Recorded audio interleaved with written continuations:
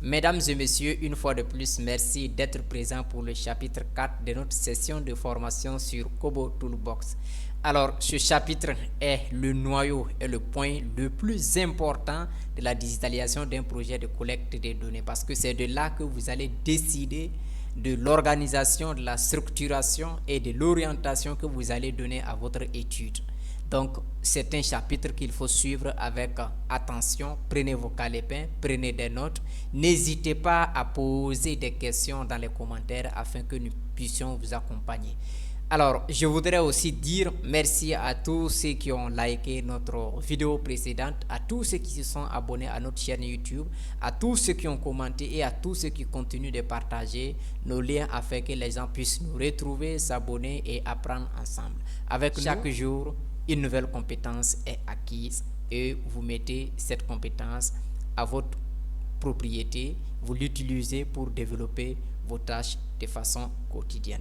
Alors, c'est parti pour cette session de formation. Mesdames et messieurs, comme je le disais tout à l'heure, nous allons aborder notre session de formation sur Kobo Toolbox, surtout ce qui consiste le chapitre 4, qui est consacré aux 4 astuces dont je vous parlais en introduction, que nous allons vous donner afin que vous puissiez paramétrer le formulaire et procéder à son déploiement. Alors, vous allez tout à l'heure découvrir comment ça se passe.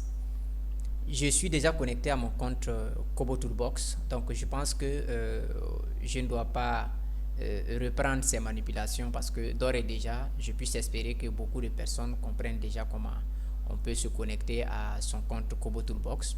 Donc déjà, ce sont des prérequis dont je me dis que vous les avez déjà.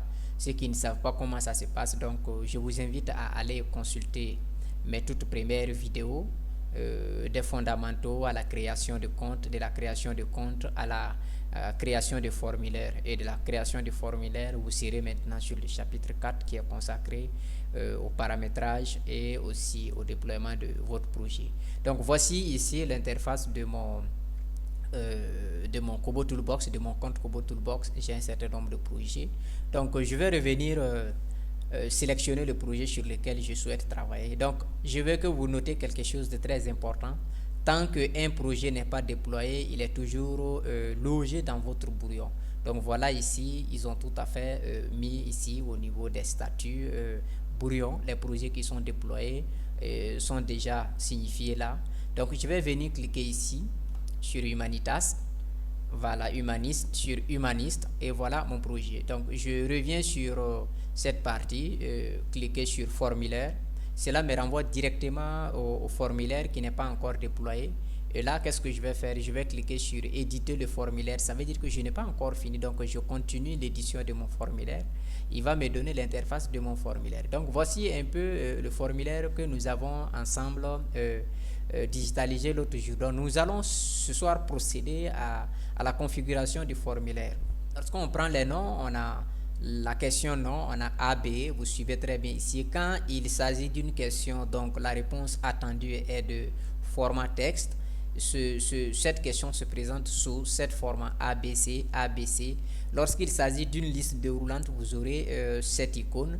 Lorsqu'il s'agit d'une date, vous aurez cette icône, une liste déroulante. Lorsqu'il s'agit de chiffres, vous aurez cette icône. Encore ABC, liste déroulante de chiffres. Alors quand il s'agit de la localisation, cette icône aussi est différente. Je pense que lorsque vous voulez ajouter une nouvelle question, on tient compte de tous ces éléments. Ces éléments sont déjà signifiés en icône. Alors qu'est-ce que nous allons faire? Ce que nous allons faire, la première des étapes, le secret numéro 1, c'est de faire en sorte que vos questions dont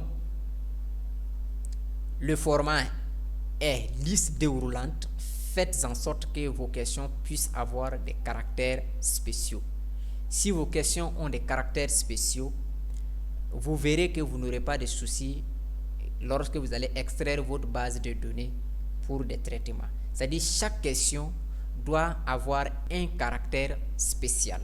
Par exemple, quand on prend la question du genre féminin, du genre autant pour moi, quand on prend la question du genre, on a masculin ou féminin. Vous regardez dans cette partie, ils ont mis masculin F-féminin. Pourquoi tirer de oui? Parce que Kobo ne prend pas en compte les E accent aigu, E accent circonflexe, les virgules, les apostrophes. Quand vous insérez des caractères de ce genre, automatiquement, il les remplace par les tirets de 8. Alors, qu'est-ce que nous allons faire? Masculin, nous allons remplacer par le chiffre 1. Le chiffre 1. Féminin, on va le remplacer par le chiffre 2. Vous allez voir que dans cette partie, il y a deux caractères spéciaux. Masculin porte le caractère spécial 1, féminin porte le caractère spécial 2. Je continue en ce qui concerne les listes déroulantes. La nationalité, je m'étais limité à 3 nationalités. Ici, je vais prendre 1, 2 et 3. Ici, je vais revenir corriger une petite erreur qui s'était glissée l'autre jour par la Nigérienne. Je continue au niveau des listes déroulantes. 1 encore. Autant pour moi. 2, 3, 4. Alors, si on avait une 5e option, on allait continuer 5, 6, 6, etc. Il faut faire en sorte que dans la partie de la question, qu'il y ait des caractères spéciaux pour chaque option. Je continue. Ici, au niveau d'études, 1, 2, 3, 4. Revenu mensuel 1, 2, 3, 4. Type de logement 1, 2, 3 et 4.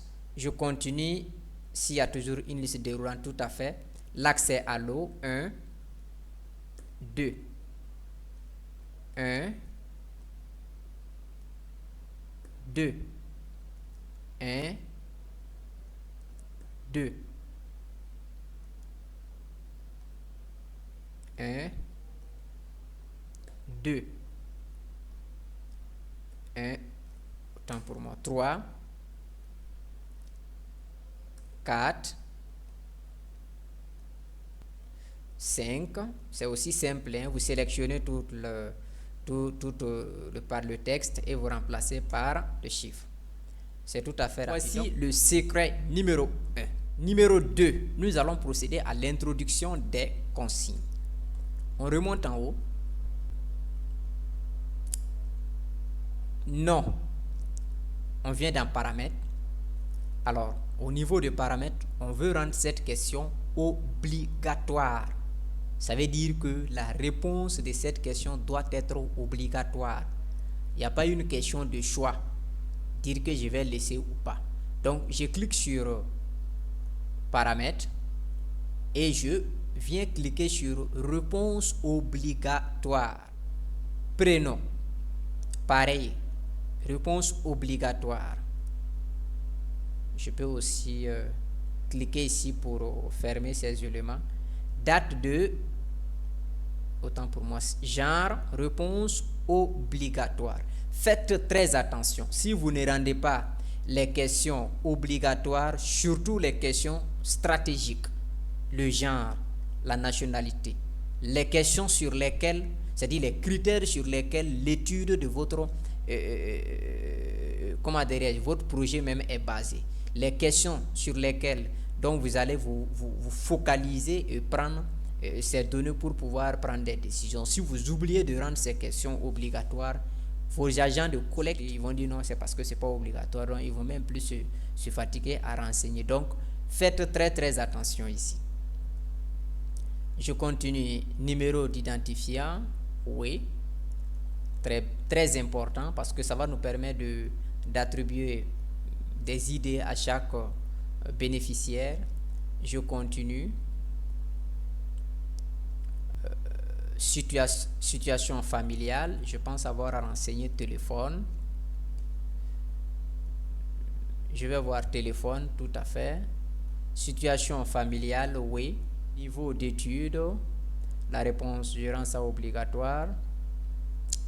Revenu obligatoire. Accès à l'eau potable obligatoire. Accès à l'électricité. Je rends cette question obligatoire. Accès aux soins, je rends ça obligatoire. Besoins prioritaires, je rends ça aussi obligatoire. Je vais rendre toutes les questions obligatoires. Observation et recommandations. Je vais rendre cette partie facultative. Voilà, si l'agent veut, il renseigne. S'il veut, il laisse. Donc, voici le secret numéro 2. Le secret numéro 2, nous venons de le découvrir. Il s'agit de mettre des conditions qui obligent l'agent enquêteur à renseigner des informations dans le formulaire. Je vais sauvegarder mon travail. Secret numéro 3. Il s'agit de critères de passage. Donc nous allons cliquer sur la question non. Alors pour ceux qui sont débutants, les critères de passage, appelés aujourd'hui branchement conditionnel, s'appliquent uniquement qu'à la deuxième question, puisque c'est une condition que nous allons poser. Après avoir renseigné la première question, nous souhaiterons que la deuxième apparaisse au lieu que tout le formulaire apparaît en vrac. C'est de la programmation. Au fur et à mesure que je renseigne, que les questions se présentent, quitte à ce que je puisse épuiser toutes les questions. C'est de la programmation, donc c'est une partie qui est stratège, où il faut faire appel à des formules de logique. Donc il faut être logique lorsque vous voulez appliquer des branchements conditionnels dans un formulaire de collecte de données. Nous allons cliquer sur la question 2 qui est prénom. Prénom ne s'affichera que, on vient ici, conditionnel, c'est-à-dire on vient ici, branchement conditionnel, ajouter une condition à partir de là. Nous allons cliquer. Cette question s'affichera uniquement si les conditions suivantes s'appliquent. Ça veut dire que si ces conditions ne sont pas appliquées, cette question ne s'affichera jamais. On l'appelait auparavant critère de passage, mais aujourd'hui on l'appelle branchement conditionnel. Alors, cette question s'affichera si la question non a été répondue. Est-ce que vous voyez très bien? La question prénom va s'afficher lorsque la question non a été répondue. Je passe à la question suivante. Le genre. Le genre s'affichera, je vais ajouter une condition, lorsque prénom a été répondu. Je passe à la question suivante. J'ajoute une condition. La question date de naissance s'affichera si genre a été répondu. J'attire votre attention ici. Vous avez vu quand on a cliqué, il a pris automatiquement masculin parce que nous avons ici une question de type liste déroulante. Donc il prend la première option. Donc faites très attention. Si vous laissez pareil, vous allez voir quand la réponse va être féminin, votre formulaire sera bloqué. Vous serez à la fin de votre enquête. Donc précisez que lorsque c'est pas égal à, mais lorsque la question genre a été répondue. Je continue. Nationalité, vous verrez pareil.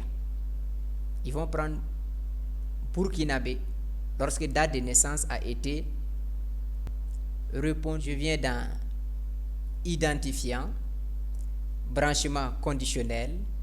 À ce niveau, je dirais que lorsque nationalité a été répondue et non burkinabé. Lorsque nationalité a été répondue. Téléphone, je fais pareil. Et je choisis toujours ici la question qui précède. Téléphone, lorsque la question a été répondue. J'ai situation familiale, lorsque téléphone a été répondu. Nombre de personnes en charge,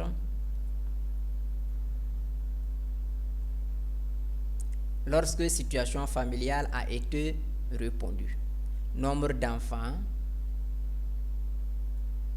lorsque nombre de personnes à charge a été répondu.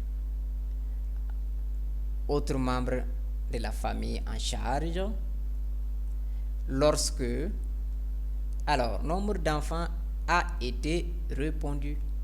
Niveau d'éducation,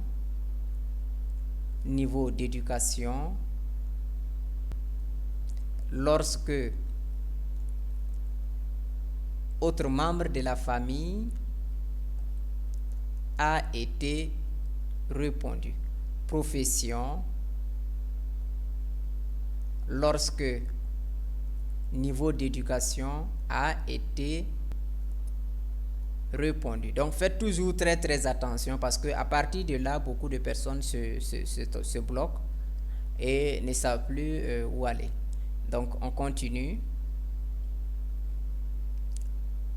Type de logement, lorsque revenu mensuel a été répondu. Donc je vais sauvegarder et continuer. Voilà. Accès à l'eau potable, lorsque type de logement a été répondu. Je viens accès à l'électricité, lorsque accès à l'eau potable a été répondu. Accès aux soins médicaux,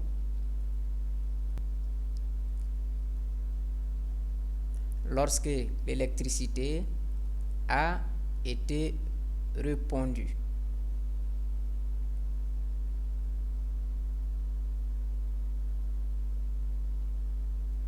Besoins prioritaires. Donc il faut être logique comme je l'ai dit. Lorsque accès aux soins médicaux a été répondu. Si vous n'êtes pas logique, vous allez vous créer des soucis et ce n'est pas intéressant. Et là on a lorsque besoin prioritaire a été répondu. Donc voici un peu ce qui concerne le branchement conditionnel des différentes questions. Alors ça c'était l'astuce numéro 3. Nous allons voir le secret numéro 4, mais avant d'aborder le secret numéro 4, on va tester notre formulaire pour voir est-ce que les critères de passage, les conditions obligatoires que nous avons appliquées sont effectives. Je reviens là. On va cliquer sur l'aperçu du formulaire et on verra ensemble à quoi notre formulaire va ressembler.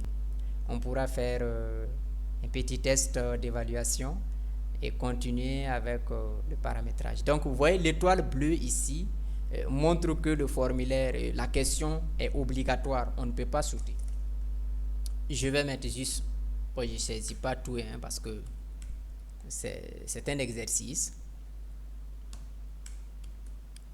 Voilà, donc vous voyez, au fur et à mesure que je clique, la liste essaie de s'opérationnaliser.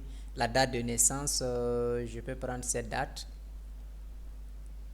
Voilà, vous voyez que le formulaire est resté bloqué. Donc il y a des critères que je dois ajouter pour que le formulaire puisse passer après la date. Donc il faut que je définis au moins un intervalle de date. On était sur les critères de passage de la question date à la question nationalité. Vous avez vu tout de suite pendant la période de test, on est resté bloqué après avoir renseigné la date de naissance. On n'arrivait pas à accéder à la nationalité. Cela veut dire que lorsque nous avons appliqué des branchements conditionnels, on n'a pas tenu compte du volet date. C'est pour ça on est resté bloqué.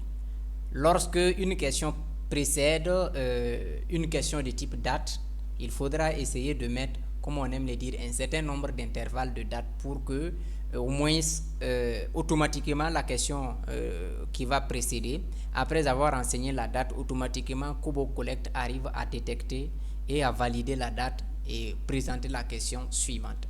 Donc nous allons au niveau des nationalités cliquer sur l'outil paramètres, branchement technique.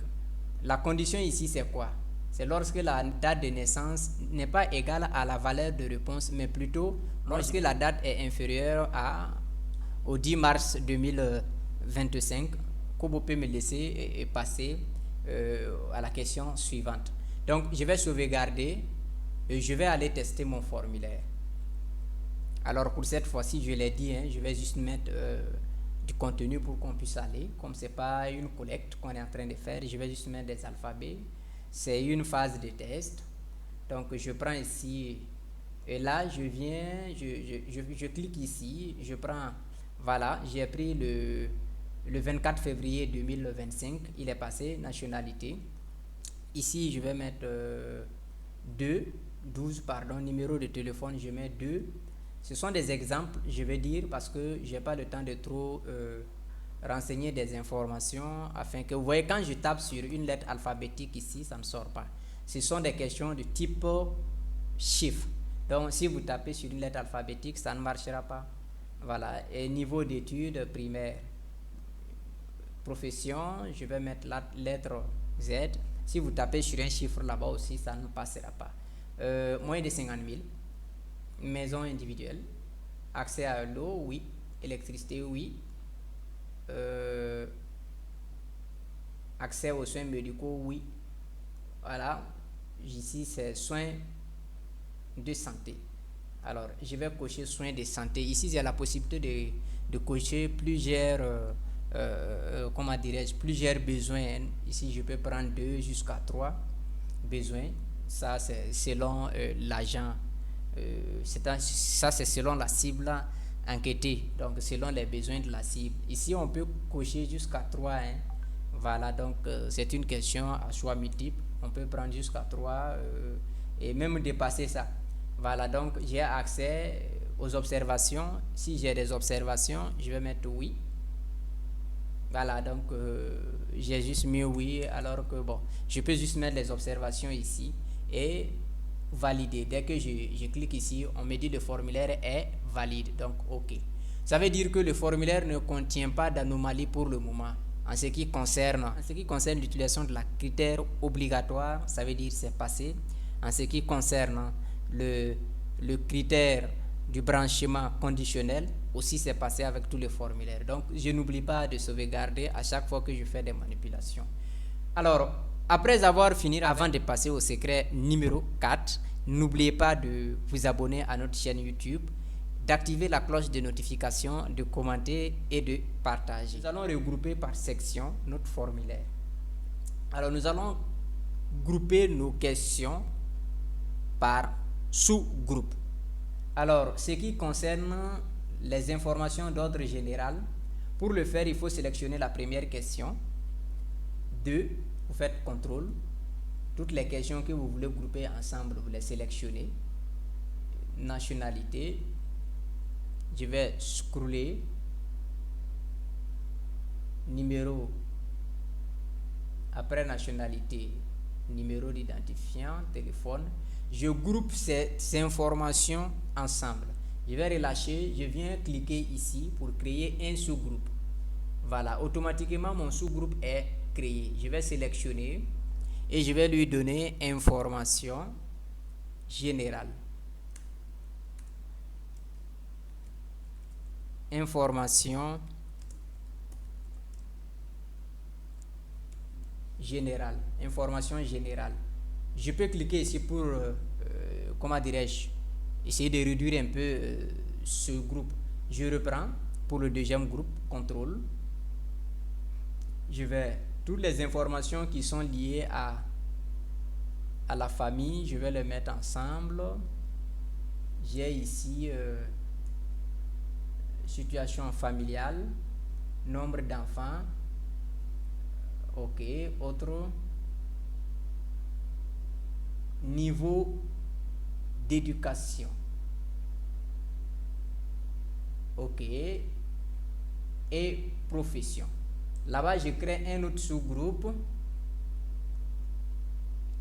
Et ce groupe, je vais renommer ce dernier information familiale. Information familiale. Je vais essayer de réduire ce groupe. Donc, il me reste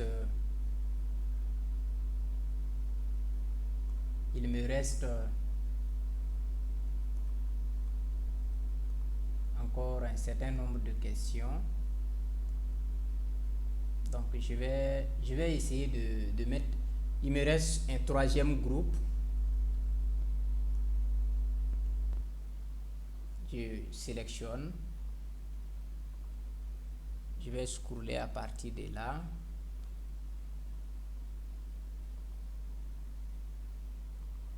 Voilà. Et ici, je peux attribuer à ce groupe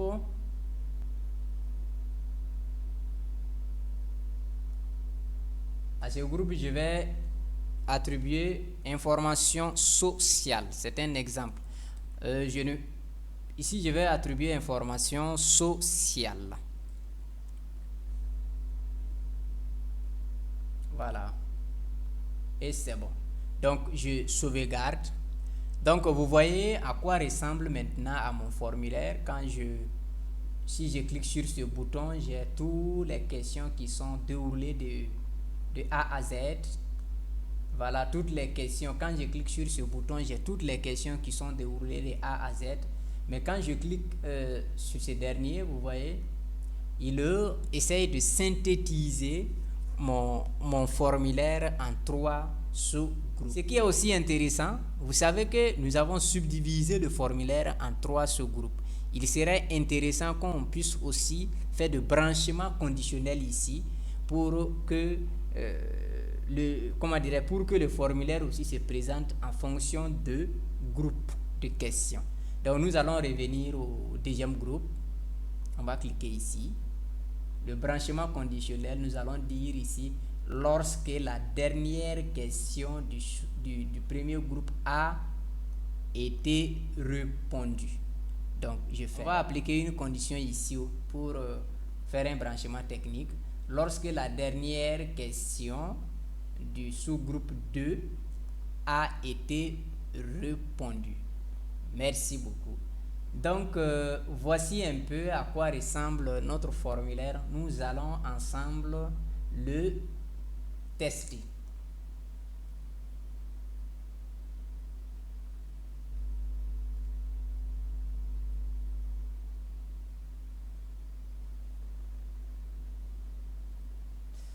Je clique ici, D, je l'ai dit, moi je clique pour avancer. Je vais juste insérer une date ici. Voilà. Et là, je mets une valeur.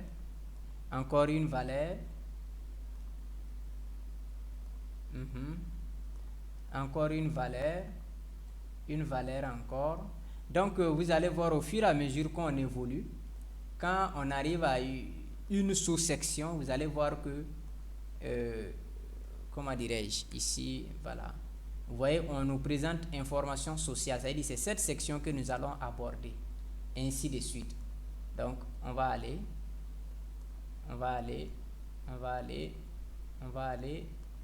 Et dès qu'on envoie, ils vont dire que le formulaire est valide. Donc, voici un peu comment on passe de l'application de la condition qui rend la réponse obligatoire au branchement conditionnel et à la création des sous-groupes de questions. Donc, nous allons cette fois-ci aborder dans les prochaines vidéos le volet déploiement en ligne, le volet déploiement sur Android et nous allons transiter maintenant sur Kobo Collect pour voir comment il faut procéder à la collecte des informations. Merci d'être présent, merci de prendre part à cette session de formation. Nous sommes très contents et heureux de partager avec vous ce petit savoir qui va vous servir dans vos services, dans vos tâches quotidiennes. Notre objectif est d'accompagner les entreprises, les ONG, tout particulier, à pouvoir prendre des décisions éclairées basées sur des données pour que au moins ces produits, ces services puissent répondre mieux aux attentes de ces cibles. Merci beaucoup. Comme j'aime le dire, n'oubliez toujours pas de vous abonner, d'activer la cloche de notification et rendez-vous à très bientôt pour le chapitre 5. Je vous remercie.